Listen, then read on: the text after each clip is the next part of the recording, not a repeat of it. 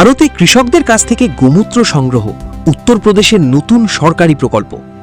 ভারতের উত্তরপ্রদেশে কৃষকদের কাছ থেকে গোমূত্র সংগ্রহের একটি পাইলট প্রকল্প শুরু করেছে যোগী আদিত্যনাথের নেতৃত্বাধীন সরকার।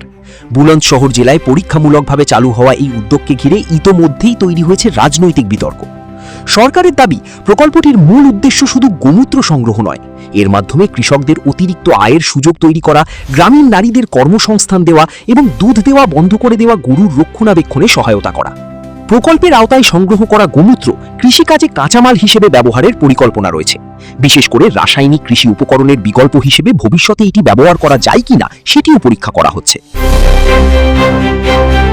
বুলন্দশহরের সায়ানা তহসিলের নারসাইনা গ্রামে একটি ফার্মার প্রডিউসার অর্গানাইজেশনের মাধ্যমে প্রকল্পটি পরিচালিত হচ্ছে। জেলার ১৫টি গ্রামের মানুষ এতে অংশ নিচ্ছেন। বর্তমানে প্রতিদিন প্রায় ৫০০ লিটার গোমূত্র সংগ্রহ করা হচ্ছে। সরকারি পরিকল্পনা অনুযায়ী ভবিষ্যতে গোমূত্রের সংগ্রহ মূল্য লিটার প্রতি ২০ রুপি পর্যন্ত করা হতে পারে। সংগৃহীত গোমূত্র সংরক্ষণের জন্য বিভিন্ন গ্রামে ২০০ লিটার ধারণ ক্ষমতার ট্যাঙ্কও স্থাপন করা হয়েছে। এই প্রকল্পে গ্রামীণ নারীদেরও গুরুত্বপূর্ণ ভূমিকা রয়েছে। গোমূত্র সংগ্রহে সহযোগিতা করা নারীদের প্রতি লিটারে ২ রুপি করে কমিশন দেওয়া হচ্ছে। প্রায় ৩০০ নারীকে নিয়ে প্রকল্পটির যাত্রা শুরু হয়েছে এবং তাদের প্রকল্পের অংশীদার বা শেয়ার হোল্ডার করা হয়েছে বলে প্রতিবেদনে উল্লেখ করা হয়েছে। তবে প্রকল্পটি নিয়ে রাজনৈতিক বিতর্কও শুরু হয়েছে। বিরোধী দল সমাজবাদী পার্টি বা এসপি এই উদ্যোগকে কেলেঙ্কারি বলে অভিযোগ করেছে। দলটির দাবি, প্রকল্পটির আড়ালে বিজেপি নির্বাচনী তহবিল সংগ্রহের চেষ্টা করছে। এসপি মুখপাত্র মোহাম্মদ আজম খান প্রশ্ন তুলেছেন, যেখানে রাজ্যের গোশালা ও গরুগুলোর নিরাপত্তা নিয়েই প্রশ্ন রয়েছে, সেখানে এই প্রকল্প আদৌ কতটা কার্যকর হবে। তার দাবি, এটি উত্তরপ্রদেশের প্রকৃত উন্নয়নে কোনো বড় ভূমিকা রাখবে না।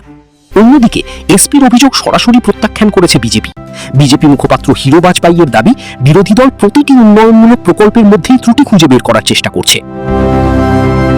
উত্তরপ্রদেশের এই উদ্যোগ একদিকে কৃষক ও গ্রামীণ নারীদের বাড়তি আয়ের সুযোগ তৈরি করছে, পাশাপাশি কৃষিতে বিকল্প উপকরণ ব্যবহারের সম্ভাবনাও সামনে আনছে।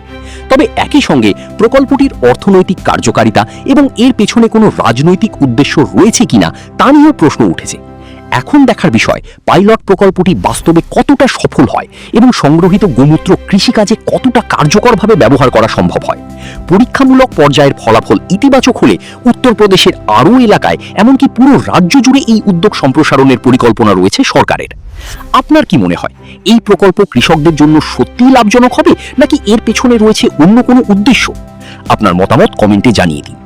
ভিডিওটি ভালো লাগলে লাইক দিন, শেয়ার করুন এবং আন্তর্জাতিক রাজনীতি, ভূ রাজনীতি ও প্রতিরক্ষা বিষয়ে এমন আরও তথ্যভিত্তিক বিশ্লেষণ পেতে আমাদের চ্যানেলটি সাবস্ক্রাইব করুন। ধন্যবাদ।